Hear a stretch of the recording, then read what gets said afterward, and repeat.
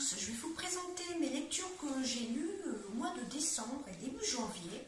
Alors première lecture, c'est Carnet de route de Marie Lopez, donc alias Enjoy Phoenix, la grande youtubeuse. 5 destins, 3 générations, un peu de hasard, beaucoup de magie. Donc je vous lis la 4e de couverture, je vais d'ailleurs enlever le petit dépliant comme ceci. Alors, c'est l'histoire d'une étudiante en architecture, une youtubeuse, un jeune homme trop tranquille nommé Marco, un moniteur d'auto-école et un professeur d'université. 5 personnages au destin dissemblables vont former un groupe hétéroclite et fantasque à la faveur du permis de conduire. Tandis que 3 générations se mêlent et s'apprivoisent, une camaraderie surprenante grandit entre les candidats. Chacun va se livrer aux autres bien plus qu'il ne l'aurait imaginé. Le passé, les doutes, les regrets, les espérances s'invitent dans l'habitacle de la voiture à double commande.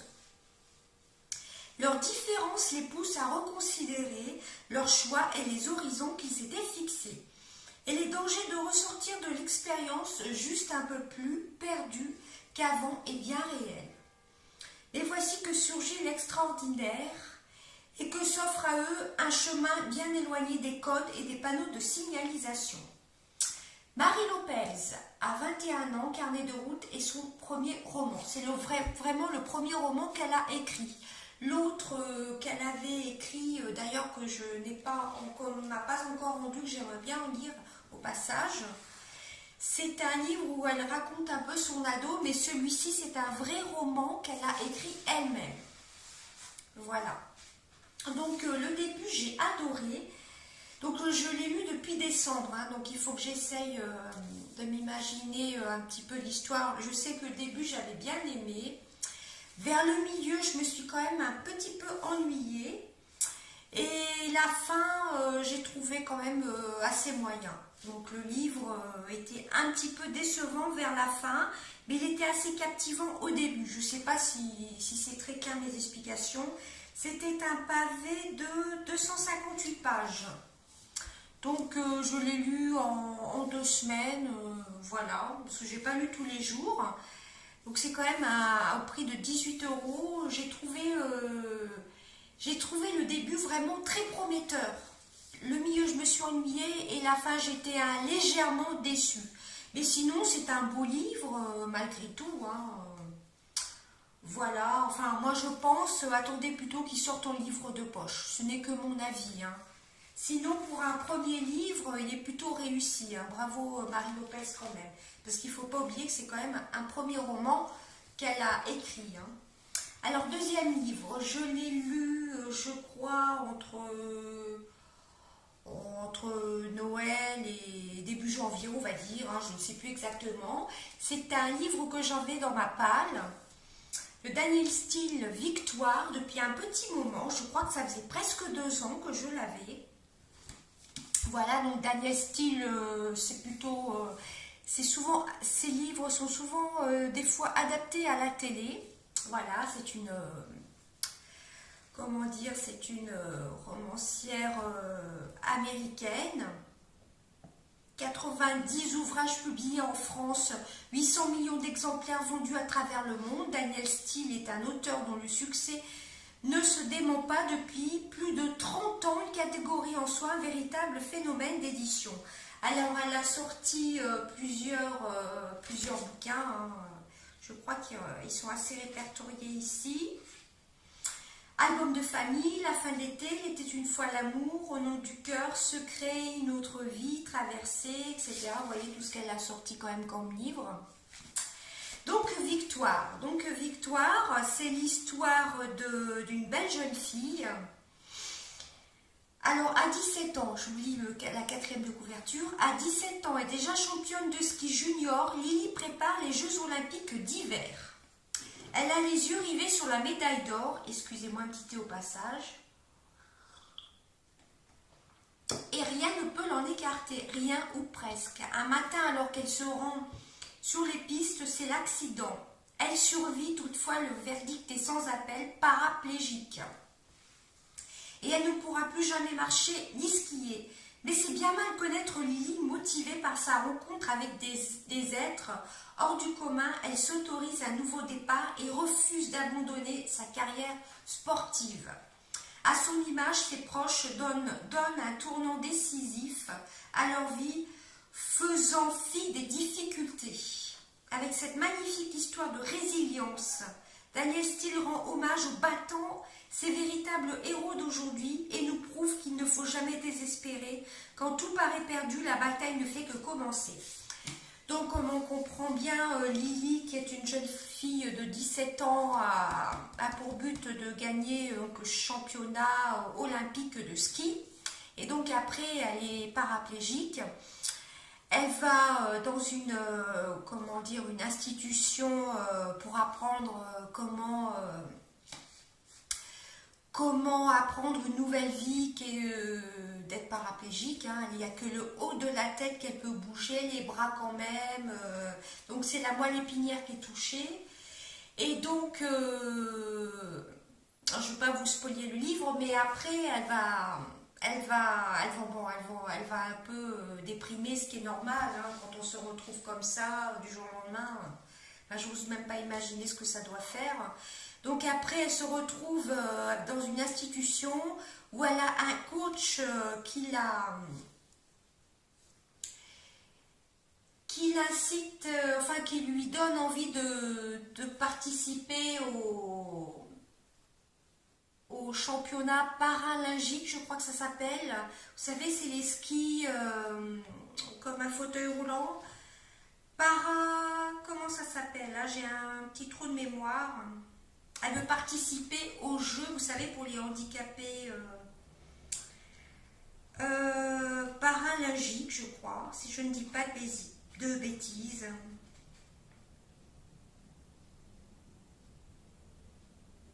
Alors, j'ai un trou de mémoire, excusez-moi, j'ai lu depuis un petit moment. Je crois que c'est pour les Jeux paraplégiques, un nom comme ça, vous savez, elle va skier avec quelque chose de motorisé comme ceci. Enfin bref, là-dessus, son père va se retrouver complètement désarmé par la situation de sa fille, qui est tout pour elle parce qu'il a perdu sa femme quand elle était assez jeune, donc Lily. Et donc Lily, avec cette nouvelle, elle va perdre beaucoup d'amis de son lycée, sa meilleure amie, etc. Et donc il faut qu'elle se réorganise dans sa nouvelle vie de paraplégique, je ne vais pas y arriver. Et donc elle va dans une institution, elle va réapprendre à vivre avec avec son handicap tout simplement. Là-dessus, son père va... Il ne faut pas que je vous spoil non plus le livre, c'est un très très très beau livre de leçons de vie qui s'appelle donc Victoire. Son père va tout faire pour sa fille, il va même ouvrir un complexe médical, mais enfin je ne vais pas vous spoiler l'histoire, et la fin est vraiment très très émouvante, du début à la fin, le livre est vraiment très émouvant. Franchement, c'est une belle histoire, très très belle histoire. Là-dessus, le médecin qui a opéré Lily, sa fille, perd aussi son mari. Donc il y a plusieurs personnages qui se développent dans ce livre. C'est vraiment un très très beau livre à lire pour réfléchir un peu ce qu'est la vie, qu'il faut toujours se battre malgré tout. Donc c'est quand même une belle histoire de vie. J'espère que je vous ai bien raconté à peu près le livre, mais je vous le conseille vraiment. Danielle Steele, j'avoue que je m'étais un petit peu lassée parce qu'elle faisait beaucoup d'histoires un petit peu trop romantiques à l'eau de rose. Mais là, je trouve qu'elle s'est un petit peu renouvelée ces derniers temps. Hein. Bon, la fin est toujours heureuse. Remarquez, heureusement. Mais ce que je vous conseille aussi beaucoup de... Là, je m'égare un peu de Danielle Steele. Ce que je vous conseille aussi beaucoup, c'est Courage. Dans les livres de Danielle Steele, Courage. Qu'est-ce qu'il y a aussi? L'Ange Gardien, qui est une histoire de son fils qu'elle a perdu aussi. Vous avez Seconde Chance, qui est vraiment une histoire magnifique. Vous avez... je n'ai pas tout lu.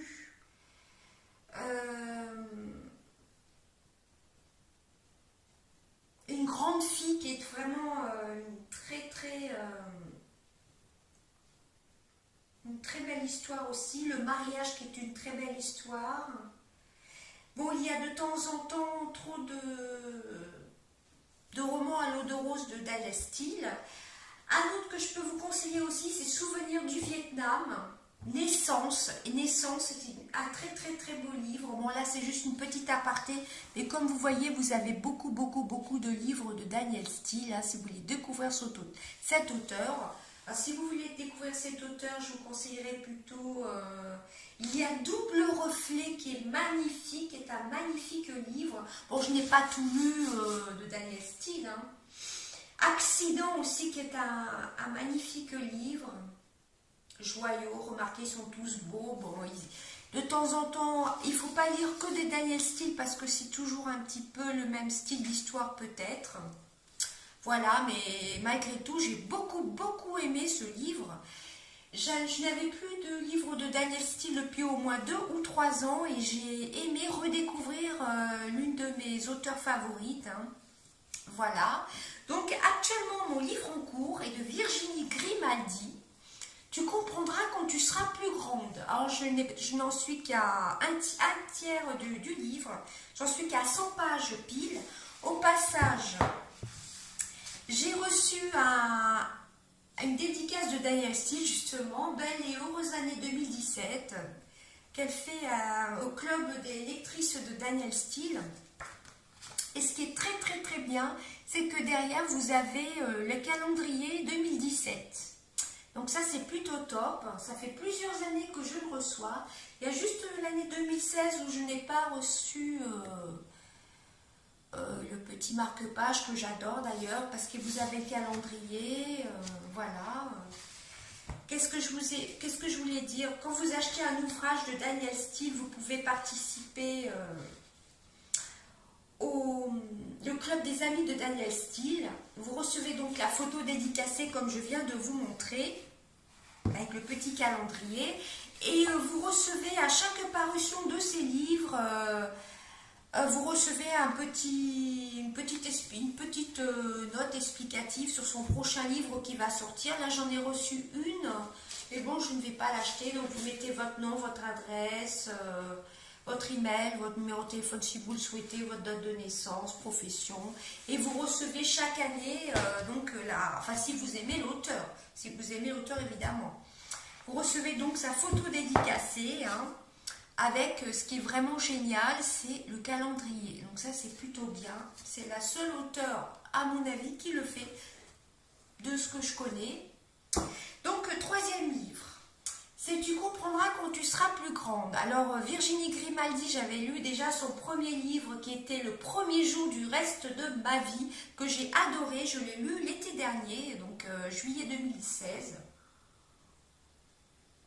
Excusez-moi, donc j'en suis qu'au début, mais j'adore. Je vais vous lire la 4e de couverture. Donc celui-ci est sorti assez récemment. Ah non, mai 2016. Donc le dernier jour du reste de ma vie, je l'ai lu en livre de poche. C'était celui-ci, je vous le conseille d'ailleurs. Il est vraiment très bien.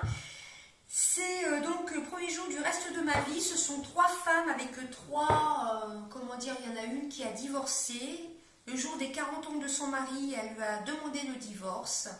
Il y a une autre personne qui est un peu plus âgée. Enfin, il y a 3 destins de femmes qui se retrouvent à bord du bateau.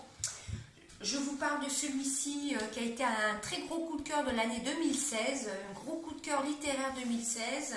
Virginie Grimaldi, en livre de poche, Le premier jour du reste de ma vie. Je l'ai adoré ce livre aussi. Je vous le conseille aussi au passage. Donc là, ce qui nous intéresse, c'est la 4e de couverture, Virginie Grimaldi. Tu comprendras quand tu seras plus grande. Donc c'est parti, je vous lis la 4e de couverture. Parce que là, je suis en train de m'égarer. Hein. Quand Julia débarque comme psychologue à la maison de retraite Les Tamaris, elle ne croit pas plus au bonheur qu'à la petite souris. Pire, une fois sur place, elle se souvient qu'elle ne déborde pas d'affection pour les personnes âgées. Et dire qu'elle a tout plaqué pour se sauver dans tous les sens du terme. Au fil des jours, Julia découvre que les pensionnaires ont bien des choses à lui apprendre. Difficile pourtant d'imaginer qu'on puisse reprendre goût à la vie entre les papis farceurs, des mamies fantaisistes et des collègues au cœur brisé. Et si elle n'avait pas atterri là par hasard? Et si l'amour se cachait où on ne l'attend pas? C'est l'histoire de chemins qui se croisent, les chemins de ceux qui ont une vie à raconter et de ceux qui ont une vie à construire. C'est une histoire d'amour, une histoire de résilience, une ode au bonheur. Un humour décapant, des personnages attachants et une profonde humanité. En le refermant, on n'a qu'une envie, se délecter des petits bonheurs qu'offre la vie, ça c'est ce qui est le plus important. Virginie Grimaldi passe son temps à écrire de la liste des courses au livre en passant par son blog à succès.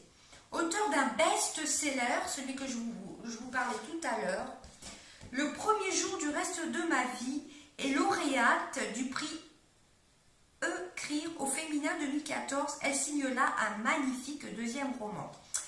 Alors, j'en suis donc j'ai ne lu que 100 pages. Et ce que je peux vous dire au début, c'est que Julia, donc,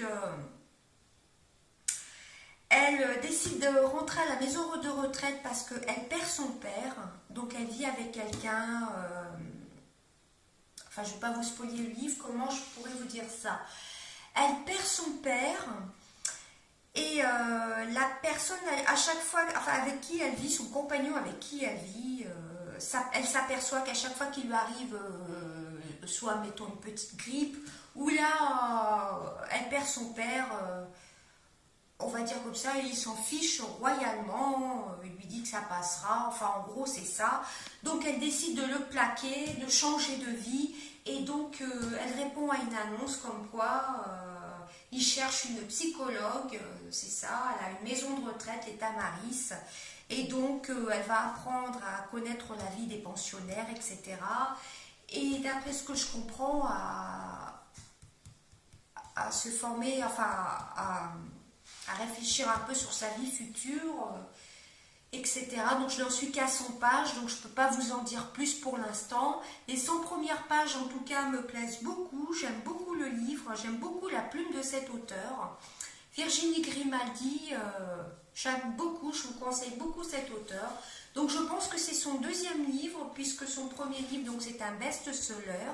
C'est celui-ci en livre de poche. Voilà, donc c'est le premier jour du reste de sa vie. Je crois que c'est son premier livre. Par contre, je ne savais pas qu'elle avait un blog. Donc voilà pour mes lectures. Donc ma lecture en cours, une fois que je l'aurai fini, je vous ferai un petit récapitulatif de ce que j'en ai pensé. Là, pour l'instant, les 100 premières pages, je suis super contente de découvrir cette histoire. Bon, celui d'Enjoy Phoenix, enfin de Marie Lopez, j'ai beaucoup aimé. Au début, c'était assez captivant. Mais on va dire vers le milieu à peu près, là, je me suis quand même un petit peu ennuyée. Et la fin, j'ai été un petit peu déçue. C'est un livre sur les trois, c'est celui-ci que je ne vous recommanderais pas, ou alors en livre de poche. Mais il ne faut pas oublier non plus que c'est le premier livre qu'elle écrit. Donc un premier livre ne peut jamais être au top. Pour un premier livre, c'est quand même bien, mais 18 €, il vaut mieux attendre le livre de poche. Je ne dis pas que ce n'est pas un livre qui est bien, mais il m'a moyennement convaincue. Surtout, le début était assez prometteur, mais j'ai quand même été déçue par le milieu et la fin du livre. Pour Danielle Steele, c'est vraiment un roman émouvant. Et comme je vous disais en début de vidéo, vous avez plein de nouvelles, enfin de lectures de Danielle Steele qu'on peut aussi découvrir de temps en temps en téléfilm. Voilà, que je peux vous recommander. Et donc Virginie Grimaldi, super auteur, j'adore. Donc voilà, c'est tout, c'en est tout de mes lectures en cours. Donc ma lecture en cours, c'est Virginie Grimaldi, comme je vous ai dit. Et donc voilà, n'hésitez pas à me dire en commentaire si cette vidéo vous a plu, si mes explications étaient assez bien formulées. Et surtout si vous avez lu l'un de ces livres, ce que vous en pensez. Et pourquoi pas faire une lecture commune pour un prochain livre, pourquoi pas, ça peut être intéressant. Voilà, écoutez, je vous fais des bisous à tous. Des gros bisous à tous. N'oubliez pas de voir dans mes anciennes vidéos, j'ai un concours qui se termine le 1er février. Si je ne me trompe pas, c'est mercredi, donc je ferai le tirage en direct. Du coup, j'ai fait des petits papiers, j'ai pas trop confiance au logiciel, vous savez, avec le chapeau, donc j'ai préféré faire à l'ancienne les petits papiers. Pour l'instant, j'ai 51 participations, donc n'hésitez pas à participer, hein. Et je referai un concours prochainement, après, tout de suite après, je pense. Voilà, bon, après ce sera un plus petit concours, mais j'en ferai assez souvent sur ma chaîne quand même. Voilà, j'espère que cette vidéo vous aura plu. De gros bisous à tous.